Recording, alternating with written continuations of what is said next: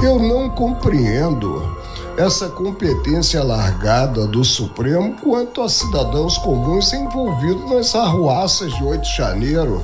O Supremo não tem competência para julgar os deputados federais, e senadores, presidente da República. E o processo foi encaminhado para a 13ª e aí houve a tramitação.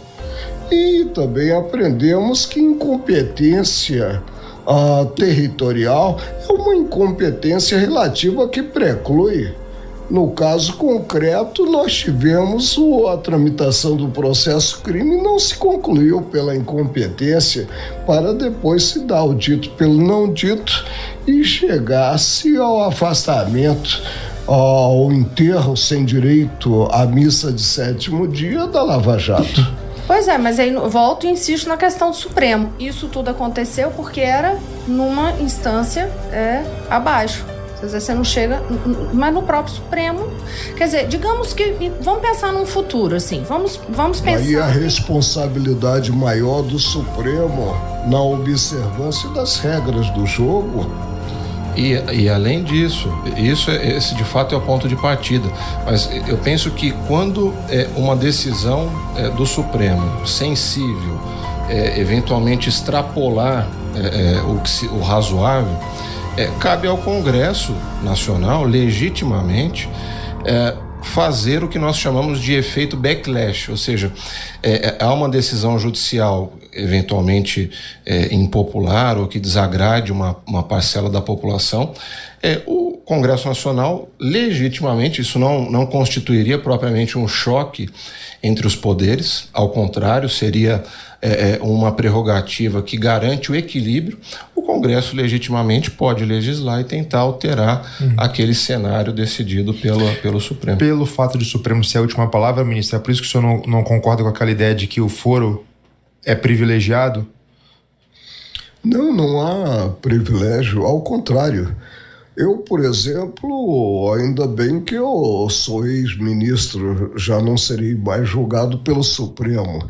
Como o Supremo não tem competência para julgar os deputados federais, senadores, presidente da República, né?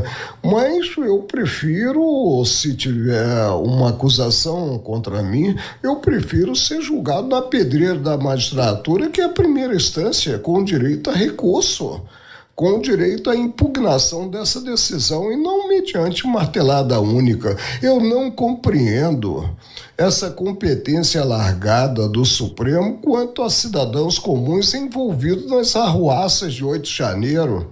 Nós tivemos no passado avocatória, isso foi muito criticado. O que era avocatória?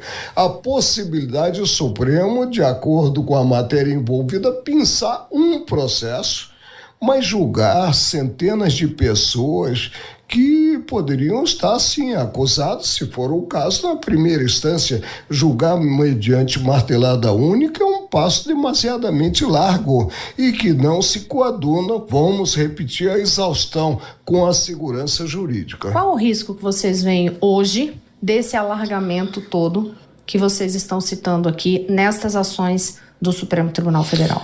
Eu penso que o grande risco vai para o jurisdicionado, ou seja, aquela pessoa que está sujeita à investigação, que eventualmente pode vir a ser acusada, processada e condenada. No nível individual, cada um de nós tem diminuída essa sua capacidade de se defender. Isso para questões penais de investigação, como bem disse o ministro Marco Aurélio. Agora, pensando de modo mais amplo, mais global, essa disparidade, esse desequilíbrio entre os poderes, eu penso que pode enfraquecer muito o poder legislativo. Por quê? Veja, os julgadores não são eleitos, eles não têm legitimidade democrática para algumas escolhas que a população delega aos parlamentares. Então, quando um poder acaba extravasando, acaba extrapolando em detrimento dos outros, esses outros poderes ficam mais acanhados, mais diminuídos. A legitimidade democrática para tratar de questões sensíveis está com o legislativo. O Supremo vem, enquanto corte mais alta do Poder Judiciário, para interpretar o que o Legislativo decidiu. Mas são funções distintas. A balança não pode desequilibrar em favor de um dos poderes. Interpretar não é criar o Exatamente. direito. Se nós formos à Constituição, só há um segmento do Judiciário que tem o poder normativo. Não cogito do mandado de junção, em que o Supremo realmente pode, até a vinda de lei regedora de direito previsto na Constituição, dispor a respeito. Que segmento é esse? É a justiça ao trabalho, no dissídio coletivo natureza econômica. Fora isso, não há como legislar, não há como um órgão do judiciário substituir-se, quer ao executivo, quer muito menos ao poder legislativo. Os deputados e senadores mereceram o voto da população, que eles decidam normativamente e aí se busque saber se a lei aprovada é harmônica ou não com a Constituição Federal, que é outra coisa. O professor Caio, que é professor de Direito Constitucional, pode, melhor do que eu, dizer isso. Aí se declara inconstitucional a lei.